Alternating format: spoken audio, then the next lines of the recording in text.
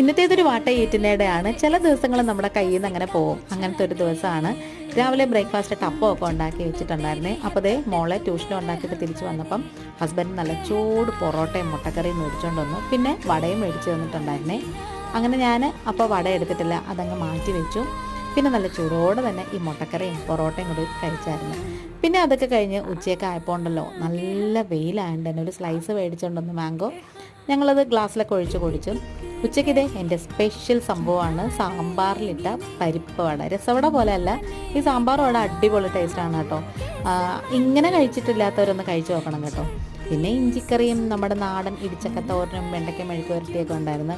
വൈകുന്നേരം കുറേ പഴം ബാക്കി വന്നപ്പോൾ ഞാനൊരു സാധനം ഉണ്ടാക്കി കഴിച്ചു.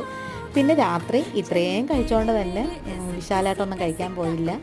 ഒരപ്പവും പിന്നെ നല്ല കിടലം കിഴങ്ങേറയും കൂടി കൂട്ടി ഒരു പിടി പിടിച്ചു.